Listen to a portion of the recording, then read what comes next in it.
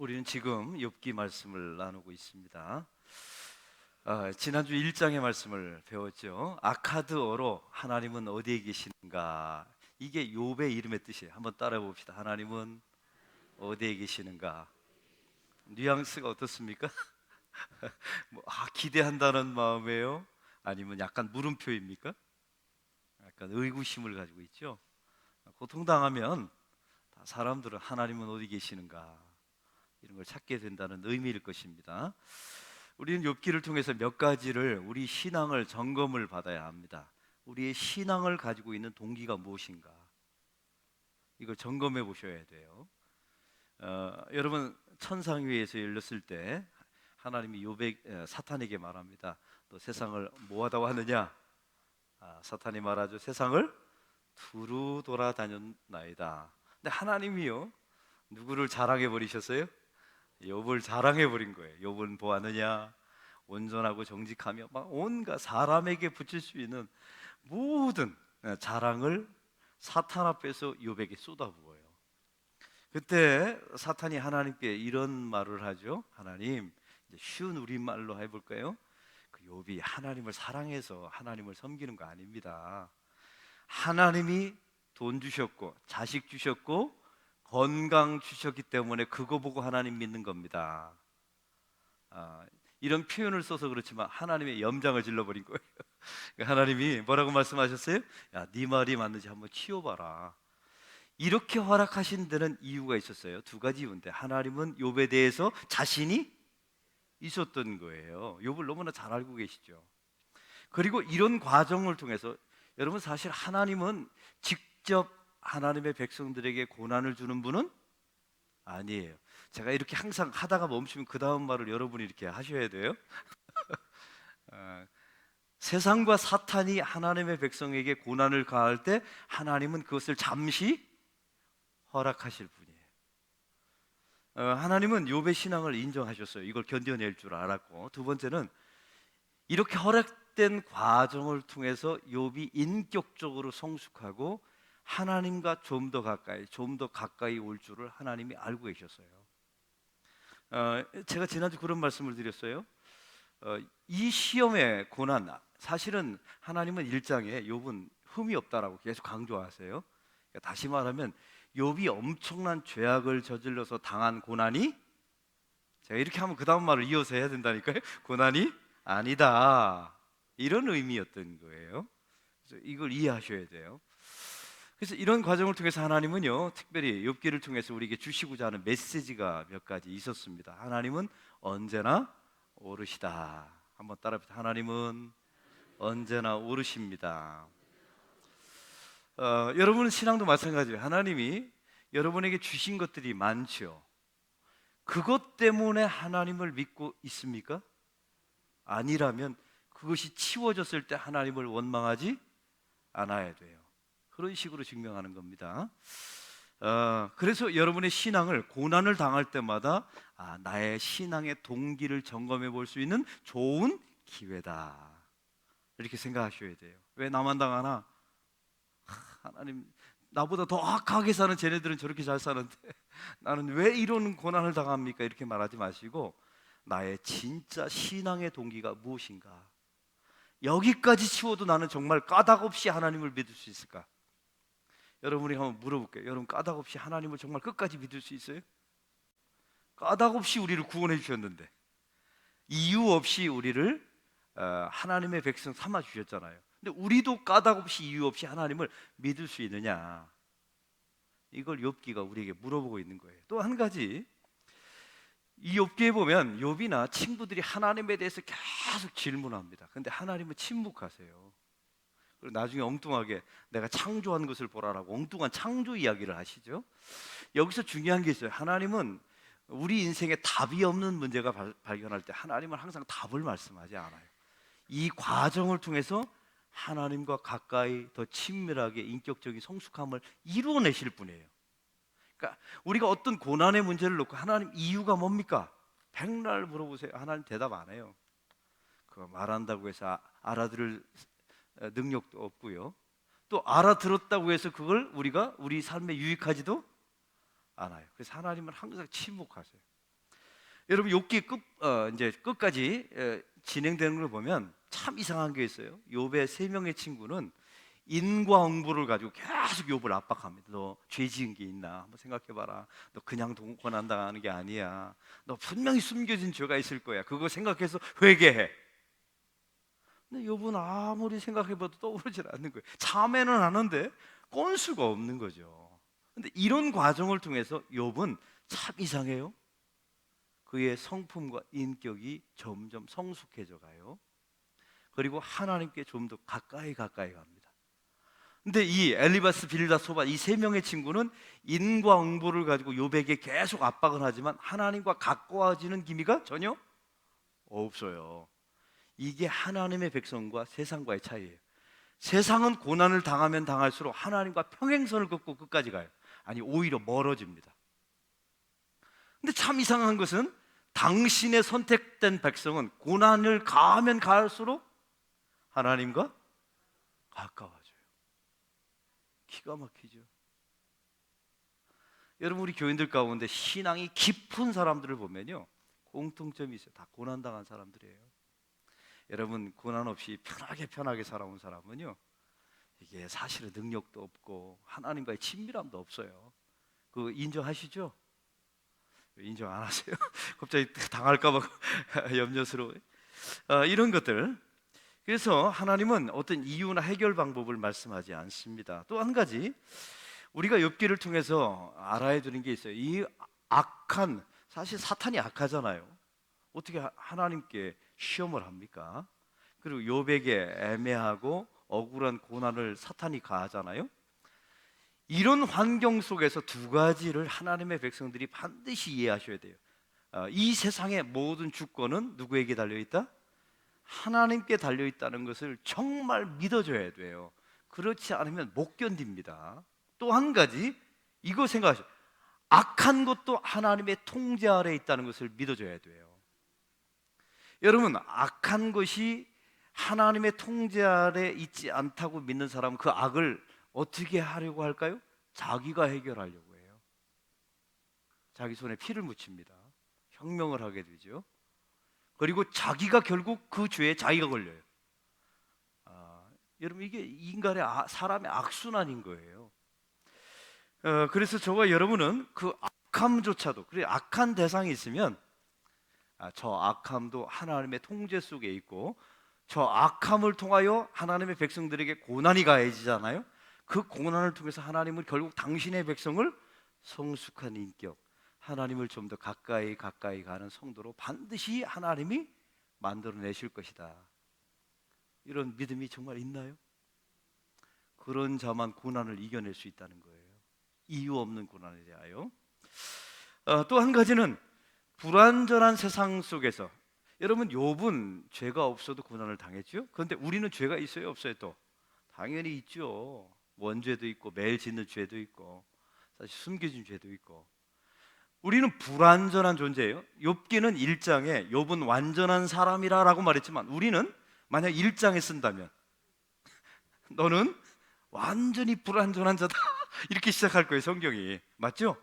동의하죠? 교육자들만 동의를 안 하네. 전체 우리는 동의를 해요. 불완전한 우리예요. 거기다 불완전한 세상을 만나요. 당연히 우리에게는 고난이 있을 수밖에 없다.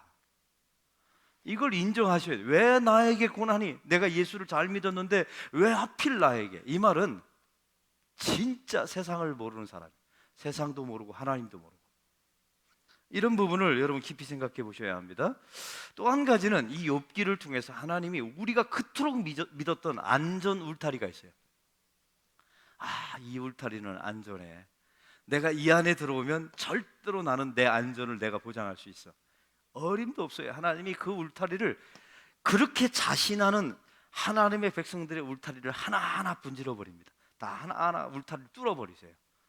그러면서 우리에게 주시는 메시지가 하나 있어요. 너희가 자신의 안전을 위하여 그렇게 의지했던 세상의 모든 울타리가 너를 지켜줄 수 없음을 알라고. 여러분 사람은요 하나님께 그냥 가까이 안 가요. 참 묘한 게 내게 와라 와라 이래서 가는 존재가 아니에요. 내가 너를 사랑한다 그래서 가는 존재가 아니에요. 우리가 그토록 믿었던 세상의 울타리를 왕창 다 부셔야, 야, 이게 우리의 안전을 지켜주는 게 아니구나라는 것을 철저하게 경험한 사람만 하나님께 가까이 가는 거예요. 이거 동의하시죠? 우리 겪어봤잖아요. 여러분, 언제 하나님과 제일 가까워졌어요? 고난 당할 때. 맞죠? 언제 새벽기도 나왔어요? 잠 안 올 때. 언제 잠 안 와요? 고난 당할 때. 사실은 평안한 사람들한테 아무리 새벽기도 하라고 해도 안 나와, 못 나와. 이유가 있어요. 눈이 안 떠져요. 왜 눈이 안 떠질까요? 피곤해서일 수도 있고 갱년기일 수도 있고. 또 한 가지가 있어요. 사는 게 아직도 내 울타리는 내가 지킬 수 있다라고 자신하기 때문에 그래요. 그 울타리가 싹 사라져 보세요. 제가 알려드릴게요. 잠이 안 와요. 정말 잠이 안 옵니다. 여러분, 사업을 하다가 어느 순간에 한 뚝이 무너져요. 오늘 내가 원치도 않게 그냥 한 뚝이 우르르 무너져요.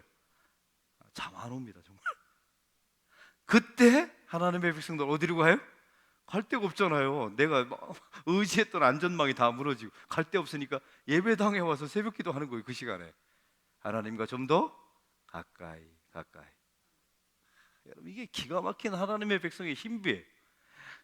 여러분, 그래서 하나님의 백성들은, 제가 미안한 얘기지만 진짜 신앙생활을 잘 하려면 자기 일생에 자기의 안전을 지켜줬던 울타리가 한 번쯤은 뚫려봐야 돼요. 무너져봐야 돼요. 제가 여기서 할렐루야 하면 아멘 별로 안 나올 거예요. 왜냐하면 싫으니까. 맞아요. 여러분, 고난이 좋은 사람이 어디 있어요?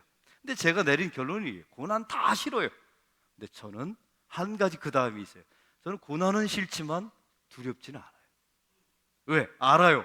그 고난 속에서, 제가 어렸을 때 고난 당한 적이 있다고 그랬잖아요. 몸에 질병이 있어서 기도원에 가서 1년 동안 제가 투병 생활했던 적이 있다고 말씀드렸잖아요. 제가 생각해 보니까, 복기를 해보니까 그때 하나님께 제일 가까이 갔어요. 더 놀라운 사실은 세상 소망 다 버리고 이런 찬양이 막 저절로 돼요. 여러분, 그래서 이런 경험, 또 특별히 오늘 성경에 보니까 욥이 마지막 장면에 보니까 재 위에 올라갑니다. 그래서 재 위에 올라가서 막 재를 뿌리면서 탄식하고, 심지어 욥의 아내는 뭐라고 말해요? 하나님을 욕하고 죽으라. 근데 참 기가 막힌 것은 하나님이 욥의 아내에 대한 책망이 성경에 없어요. 왠 줄 아세요? 여러분, 사실 켈빈 같은 사람은 욥의 아내는 악마의 시녀이다 이런 얘기를 했어요.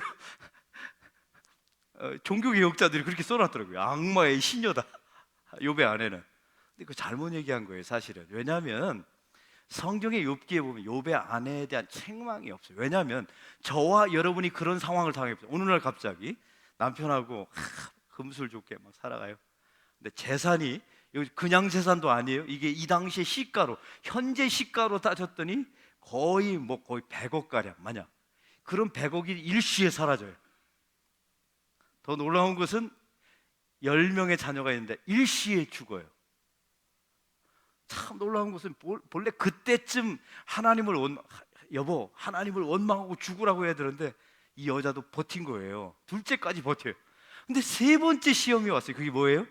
자기 남편이 어디서부터 어디까지? 성경에 보니까 발부터 정수리까지 모두 다 뭐가 걸렸다고요? 종기가 나서 기와장으로 빡빡 긁는 거예요. 그때 욥의 아내가 말합니다. 하나님을 욕하고 죽으라. 이거를요, 어느 신학자가 썼어요. 켈빈이 말했던 이 욥의 아내가 마귀의 사탄의 시녀이다, 이건 잘못된 거다, 네가 당해봐라. 이거는 이렇다는 거예요. 비명이래요. 참, 여러분, 이런 일들이 하나님의 백성들에게 어느 날 무차별적으로, 시기와 방법은 달라요. 근데 중요한 것은 반드시 온다는 사실이에요. 할렐루야. 목소리가 굉장히 작아지셨어요. 시기와 방법은 다르지만 하나님의 백성들에게 반드시 온다. 결국은 안 오면 죽음으로 와요. 악하고 비명을 지를 수밖에 없는 상황.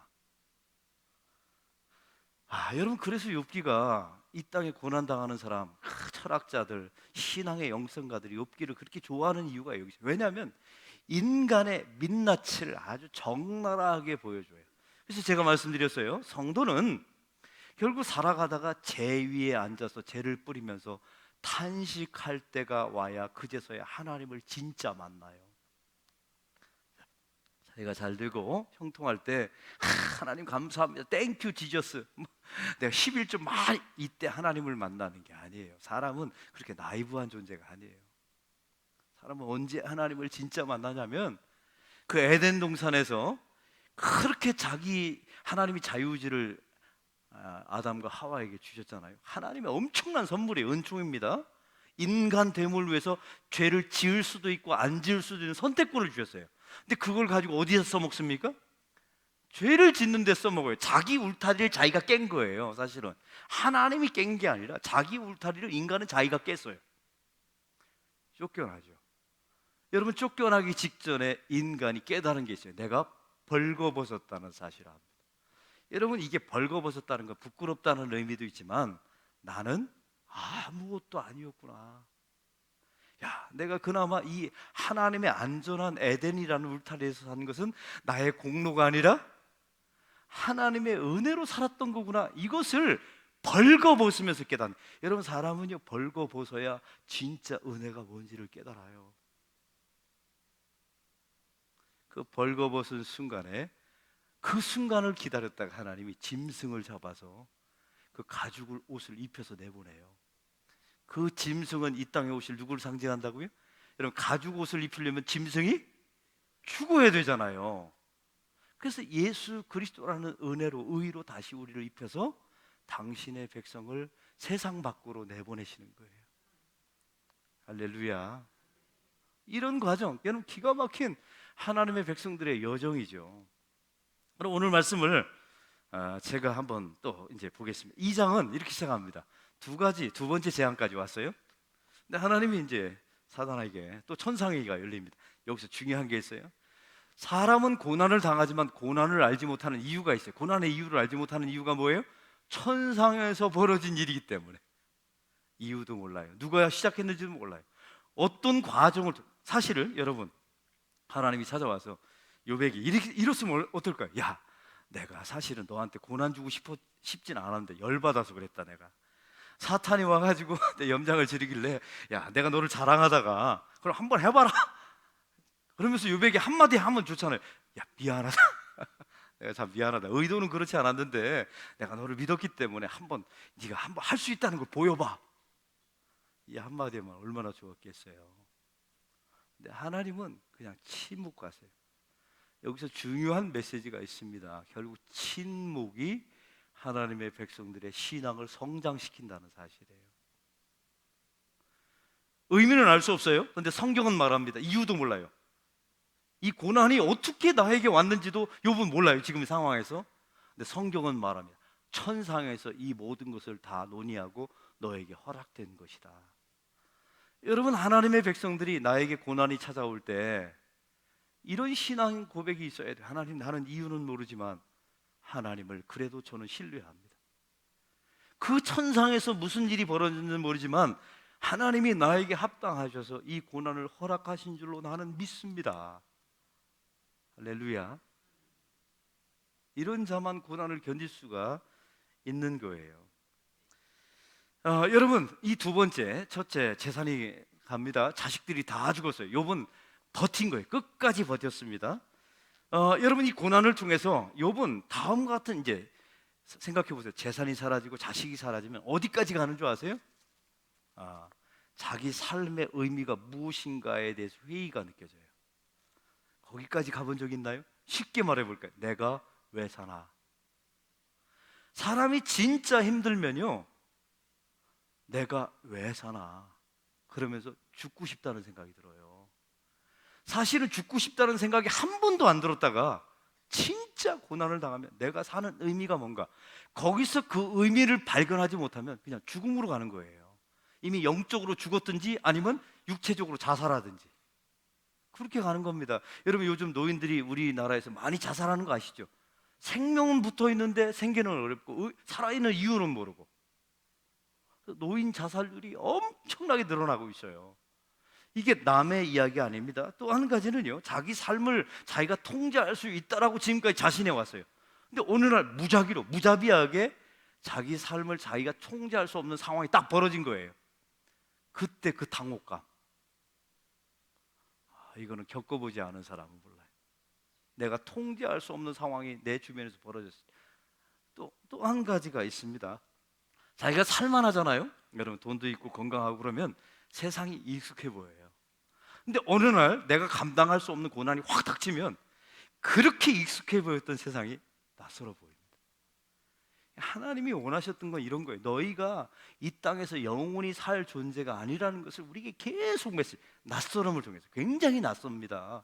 모든 게 다 불편하고요, 모든 게 다 상처되고, 내가 아프고 내가 몸이 힘들고 내가 망해가고 힘들고 어려우면 누가 무슨 선의로 말해도 다 상처해. 그냥 모든 게 다 낯설어지는 거예요. 이런 상황이 욥에게 이제 벌어지게 됩니다. 하나님이 사탄 앞에서 욥을 자랑하죠. 근데 하나님이 4절에 이렇게 4절에 말씀합니다. 우리 다 같이 2장 4절을 다 같이 사탄이 말합니다. 읽겠습니다. 사탄이 여호와께 대답하여 이르되 가죽으로 가죽을 바꾸니 사람이 그의 모든 소유물로 자기의 생명을 바꾸올지라. 아멘. 이게 말이 어렵죠. 이게 이 당시 베두인의 속담인 거예요. 가죽으로 가죽을 바꾸리라. 이게 무슨 의미냐면, 사람이 아무리 소유가 귀할지라도 생명의 위협을 느끼면 재산을 다 팔아서 생명을 지키려 합니다. 하나님께 그렇게 말해놓고, 하나님 이제는 욥의 뼈와 살을 치십시오. 지금까지는 사실 자식이 죽었어요. 내가 죽은 게 아니에요. 그렇죠? 재산? 나중에 벌면 돼요. 이제 마지막으로 말하면 살과 뼈를 치라는 거예요. 그러니까 죽이라는 거죠. 한번 죽여보십시오. 진짜 그래도 하나님을 믿는지. 하나님께서 말씀하세요. 맞다, 살과 뼈는 치되 생명은 건드리지 말라라고 말씀하세요. 여러분, 여기 하나님의 약속이 담겨져 있습니다. 생명의 주권자는 누구이십니까? 하나님이세요. 살고 죽는 것은 하나님의 주권에 달려 있어요. 죽는 것도 하나님의 뜻일 수 있고 살아도 그것도 하나님의 뜻이에요. 하나님의 백성들은 이걸 인정해야 두려움이 사라집니다. 할렐루야. 그걸 항상 잊지 마세요. 우리가 재수 없어서 죽는 거 아니에요. 교통사고로 죽는 거 아닙니다. 교통사고로 죽어도 하나님은 거기까지였던 거예요. 하나님은 우리 인생을 그런 방법으로 우리를 끝나게 하셨을 뿐이에요. 제가 아까 말씀드렸죠. 방법은 다 다르지만 그 시기와 때는 우리가 언젠가 반드시 온다고요. 그러면 오늘 말씀을 통해서 그러면 이 욥에게 어떤 일이 벌어집니까? 7절의 말씀을 다 같이 읽겠습니다. 7절 시작.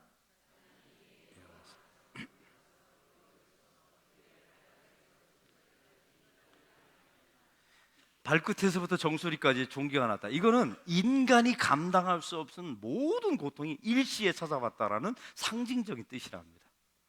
사람에게 이런 날이 와요. 그러면 이제 묻습니다. 이제 오늘 큰 주제예요. 사탄이 왜 욥에게 이런 고난을 시험했을까요? 여러분, 사탄도요 영적인 존재입니다. 욥의 상태를 알았을 수도 있어요. 또 한 가지, 여러분, 이 사탄의 욥에게 찾아와서 이 세 가지 고난을 줌을 통해서 목적이 도대체 뭐였을까요? 여러분, 하나님을 시험하는 겁니까? 아니요. 하나님은 시험 당하시는 분이 아니에요. 절대로 시험에 넘어가지도 않아요. 그러면 욥에게, 여러분, 이 욥이 고난을 통해서 하나님을 원망하고 저주할 거라는 걸 사탄이 확신을 가지고 있었을까요? 아니에요. 여러분, 그렇게 사탄은 바보가 아니에요. 하나님도 알고 있어요. 이런 상황은 다 알고 있었어요. 가장 중요한 게 뭐냐면요, 고난을 통해서 사탄이 원했던 게 있어요. 하나님과 욥 사이를 멀어지게 만드는 거예요. 여러분, 고난을 당해요? 이유가 없어요. 그런데 친구들이 와서 그러는 거예요. 너 죄 때문에 고난 당하니까 죄를 회개하라. 아무리 생각해봐도 죄가 떠오르지 않아요. 그러면 결론을 뭐라고 내려야 합니까? 인과 응보의 세상의 법칙 속에서 이걸 해석해요. 내가 해석이 안 되는 거예요. 나 최근에 죄 지은 것도 없고 하나님은 나를 의롭다고 분명히 말했는데 나에게 고난이 왔어요? 그럼 인과 응보의 법칙에 의하면 하나님을 뭐라고 규정해야 합니까? 하나님은 진짜 나쁜 분이시다. 맞아요, 틀려요? 여러분, 인과의 법칙이 뭔지 아시죠? 잘못하면 벌을 받고 잘하면 상 받고, 이게 세상이 가지고 있는 틀이에요. 근데 하나님은요, 이 욥기를 통해서 인과 응보의 법칙을 깨십니다. 왜요? 은혜라는 것은 인과의 응보 법칙으로 해석할 수가 없는 것이기 때문에 이런 것들을 하나님께서 하나하나 깨시죠. 그러면 사탄은 이 과정을 통해서 원했던 게 있어요. 하나님과 이렇게 오해시키는 거예요. 하나님은 그 친구들이 계속 회개하라. 내가 생각해보니까 죄 없는데 그래도 회개해봐. 생각 없다. 봐라, 너희 하나님은 불의하지 않느냐. 이러면서 욥을 하나님께로부터 멀어지게 만드는 게 사탄의 목적인 거예요. 여기에 넘어간 교회들이 얼마나 많은지 몰라요. 여기서 중요한 게 있어요. 하나님은 우리를 한 번도 놓은 적이 없어요. 그런데 왜 멀어질까요? 고난당한 성도들이 하나님께로부터 지가 도망가요. 하나님의 사랑을 스스로 거절합니다. 이래서 멀어지는 거예요. 이게 사탄이 우리에게 고난을 줄 때 노리는 목적이에요. 이 목적을 속아 넘어가면 안 돼요. 아까 말씀드렸죠? 결국 하나님의 백성들은 고난을 당하면 인격적 성숙과 신앙의 성숙이 있고 하나님께로 좀 더 가까이 가요. 여기서 두 가지 중요한 게 있어요. 이 고난을 당할 때 하나님의 사랑을 의심하지 않게 달라고 기도하세요. 할렐루야. 하나님은 한 번도 우리를 놓은 적이 없어요. 내가 놓았을 뿐이에요. 내가 떠나갔을 뿐이에요. 여러분, 그 탕자를 보세요. 탕자가 집에 돌아왔을 때 지은 죄가 있었잖아요. 아버지는 기다렸죠. 근데 탕자가 자기 아버지에게 했던 첫 번째 말 기억나세요? 나를 당신의 종으로 삼아. 아버지는 안으려고 기다렸는데 아들이 도망가요. 종으로 도망가요. 참 기가 막히죠? 그러니까 사탄이 노리는 건 이런 거였던 거예요. 죄책감을 통해서. 그래서 하나님의 백성들은 고난을 통해서 절대로 하나님께 멀어지면 답이 없어요. 그건 끝이에요. 진짜 약이 없어요. 이거는. 근데 우리 교인들 가운데 그런 교인이 많다니까요. 그래도 하나님은 그를 놓지 않고 끝까지 추격해서 그를 잡아오실 거예요. 근데 중요한 것은 그 고난의 강도가 점점 세져요. 이걸 잊지 마시기 바랍니다. 그럼 오늘 말씀을 통해서 우리가 이제 깨달은 게 있어요. 그 울타리의 깨짐을 통해서 자기를 안전하게 지킬 수 있다는 울타리의 깨짐을 통해서 우리는 벌거벗음을 경험해야 돼요. 그래야 짐승 옷을 입혀주신 하나님의 은혜를 경험할 수가 있어요. 또 한 가지, 재 위에 올라가서 탄식을 해봐야, 여러분 참 놀라운 것은 재가 성경에 보면 먼지이기도 하지만 또 한 가지는 흙이에요. 흙. 어디서 많이 생각나는 게 있죠? 흙은 인간을 지은 원재료예요. 사실 사람이란 존재는 아무것도 아니었던 거예요. 그냥 흙이었어요. 먼지. 이걸 이제 참 우리 신학적으로 의미로 보면 아무 쓸모없는 자. 은총이 덧입혀지지 않으면 아무데도 쓰잘데없는 인간 존재. 그게 저와 여러분의 원재료예요. 그게. 근데 거기다가 하나님께서 푸뉴마 성령을, 하나님의 영을 불어 넣어 주시자 그게 뭐가 됐어요? 사람이 된 거예요. 사람이. 여러분, 사람은요, 그래서 사람이 된 후에 얼마나 대단합니까? 동물이 가지고 있지 않는 자유의지를 가졌잖아요. 그 자유의지를 가지고 인간만 어디다 썼어요? 죄 짓는 데 써요. 여러분, 개야가 이렇게 여러분을 먹을 거 주다가 물잖아요. 그럼 개를 앞에다 앉혀놓고 너 회개해. 너 회개해야 된다. 무릎 꿇어. 기도해. 회개해. 이렇게 말해본 적이 있어요? 없어요? 왜 안 합니까? 개가 주인의 손을 물었는데. 이건 죄가 아니라 뭐라고 말해요? 본능이라고 말한 거예요. 그거는 개의 죄가 아니라 본능인 거예요. 사람만 자유의지를 가지고 죄를 짓습니다. 그 자유의지를 가지고 있는 순간에 인간에게는 한 가지 허풍이 생겼어요. 내가 하나님처럼 될 수도 있고 내 상황을 내가 통제할 수도 있고 내가 힘이 있다는 사실을 알게 돼요. 그러다가 인간이 사단의 속임을 받잖아요. 이제는 네가 선악을 알게 하는 나무를 따먹어서 하나님처럼 되라고 말해요. 여기에 넘어간 겁니다. 그러면 그 사람이 다시 회복되려면 무슨 과정을 반드시 거쳐야 될까요?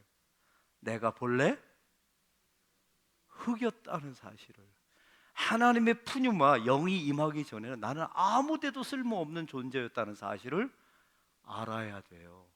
그래서 하나님이 욥을 끌고 제 위에 앉히십니다. 봐라, 이게 너의 원재료다. 네가 무엇인가 스스로 너의 안전을 지키고 너의 능력으로 살아가는 것처럼 보이더냐? 아니다. 지금 봐라, 너는 재에 불과하다.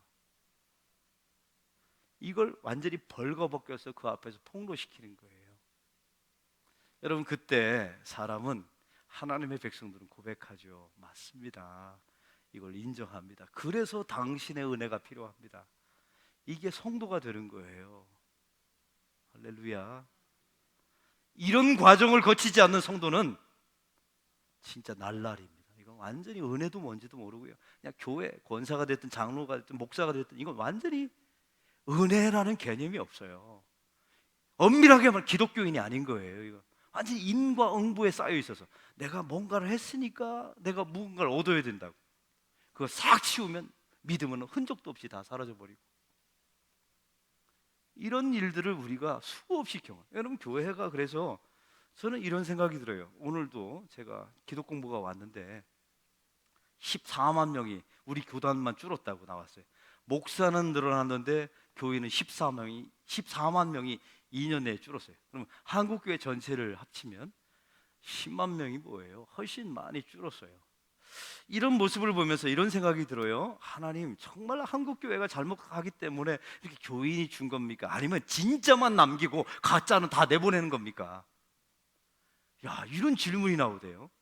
한번 여러분, 제가 목사로서 되게 궁금해요. 하나님, 정말 한국교회가 너무 잘못해서 실망해서 하나님의 백성들이 떠나가는 겁니까? 아니면 가짜와 진짜를 진짜 솎아내는 겁니까? 진짜 복음을 믿는 사람, 제2에 가봐서 자기 인생의 실체를 아는 사람들이 주 예수의 은혜가 아니면 살 수 없노라고 고백하는 그 진짜를 만들어내는 과정입니까? 가짜들은 다 내보내고. 되게 궁금해요. 이게 모아놓는다고 다 끝나는 게 되는 게 아니에요. 하나님의 진짜 이 제 위에 올라가서, 하나님이 저는 제 먼지에 불과합니다, 저를 어찌 아시렵니까? 이 고백을 하고 주의 은혜가 덧입혀져서 푸뉴마가 들어가 다시 살아나는 역사가 일어나야 돼요. 그런 사람만이 성도가 되는 겁니다. 할렐루야. 그런 사람이 성도가 되는 거예요. 그 울타리의 깨짐을 통해서 아까 말씀드렸어요. 사람은 참 얼마나 흙이고 죄이냐면, 제가 사람은 간단해요. 들숨과 날숨 둘 중에 하나가 멈추면 죽는 거예요. 그냥 참 기가 막히죠. 들숨과 날숨 쑥 들어 마시고 둘 중에 하나만 멈춰도 인간은 그냥 죽는 거예요. 아무것도 아닌 거죠. 하나님의 은혜가 덧입혀지고 하나님의 자유의지가 덧입혀졌기 때문에 사람 노릇하며 사는 거예요. 이것 자체가 하나님의 은혜인 줄로 믿습니다. 여러분, 그래서 욥에게 이제 나중에 보면 결국 뒷부분으로 갈수록 하나님이 답도 안 해주고 뭐 하다가 욥을 갑자기 데려다 놓고 이런 거예요. 내가 창조한 세상을 봐라. 그 다음 말이 중요합니다. 들수로 보라는 거예요. 들수로. 그걸 봤죠. 얘가 나한테 잘했다고 얘에게 힘을 준 줄 아느냐? 이해되세요? 들수가 하나님이 나에게 잘해서 그걸 이쁘게 여겨서 얘에게 힘을 준 줄 아느냐? 그래서 준 게 아니라 내가 강권하심으로 은혜로 준 거다라고 하나님 말씀하세요. 여러분, 이 모든 과정을 통해서 우리는 지금까지 인과 응보에 매여서 내가 무엇인가를 잘하면 내가 얻고, 이런 사람은요 모든 영광을 다 자기에게 돌려요. 이런 사람에게 하나님의 은혜의 속성이 무엇인지를 이 고난을 통해서 하나님께서, 은혜도 하나님께서 강권하심으로 주시지만 고난도 마찬가지예요. 그 고난을 통해서 결국 어떻게 된다고요? 인격적인 성숙과 하나님께 좀 더 가까이 나가는 이 결과를 만들어내는 걸 네가 봐라. 세상은 고난당하면 끝난다고 가르치지만, 고난당하면 너의 죄 때문이라고 말하지만 결과를 봐라. 다시, 이게 오늘 결론이에요. 결과를 보라는 거예요. 봤더니 인격이 성숙해 있어요. 하나님과 가까이 돼 있어요. 이게 너의 노력과 의지로 된 거라고 생각하느냐? 아니다. 내가 만들어낸 거다. 이걸 고난을 통해서 하나님께서 말씀해 주신 줄로 믿습니다. 이제 결론입니다. 여러분 시편에 보면 다윗도요 얼마나 힘들었대요. 자기 아들이 자기를 죽이려고 돌아다녀요. 그런 집안이 있어요? 자기 첫째 아들이 자기 아버지를 죽이려고 길길이 났답니다. 이 다윗이요 시편 대부분의 시가 탄식시예요. 한번 따라해보세요. 탄식시. 여러분 자기 아들한테도 쫓겨다녀요. 사울에게도 쫓겨다녀요. 얼마나 고통스럽습니까? 그렇다고 뭐 크게 하나님 앞에 범죄한 것도 아닌데 우리 안에 밧세바 한번 나중에 왕이 된 후에 범했을 뿐이잖아요. 근데 이런 과정을 통해서 시편에 보면 다윗이 항상 이런 기도를 합니다. 하나님이요 저 원수를 어느 때까지 두고 보시렵니까? 저의 팔을 언제 꺾으실 겁니까? 막 원망하고 막 그래요. 근데 여기서 중요한 게 있어요. 세상 앞에서 하는 원망은 여러분의 좌절이지만 하나님 앞에서 하는 원망은 기도인 줄로 믿습니다. 그래서 원망을 하더라도 누구 앞에서 해야 돼요? 하나님 앞에서. 더 중요한 게 있어요. 이 다윗은 항상 언제까지 악인을 두고 보실 겁니까? 하나님은 어디 계십니까? 이렇게 하다가 마지막은 하나님을 찬송합니다. 하나님께 감사합니다. 라고 모든 결론을 그렇게 내려요. 이제 묻습니다. 이런 과정을 통해서 다윗이 스스로의 의지로 바꾼 겁니까? 아니요. 하나님이 만들어 가신 거예요. 그렇게. 왜? 당신의 백성이니까요. 오늘 결론입니다. 세상은 여러분이 저와 여러분이 고난을 당하면 너의 죄 때문이다. 인과 음고의 법칙을 가지고 대어들어요. 이러면 답이 없어요. 여러분 그게 죄이든 아니든 결과를 보세요. 결과를 딱 보면 시간이 많이 저는 목사가 되어 있잖아요. 그때 그 1년 동안 그 젊은 나이에 병원 기도원에 가서 투병 생활하면서 제 인생이 바뀌었잖아요. 지금 목사가 되어 있잖아요. 사람 꼴이 되어 있잖아요. 그렇게 안 보이세요? 제가 오늘 우리 교회 유치원 원장 국공립 유치원 원장님들이 우리 교회 탐방차 왔어요. 제가 인사를 했더니 아유 목사님 어떻게 허브대가 이렇게 좋습니까? 그러더라고요. 제가 옛날에는 그러지 않았어요.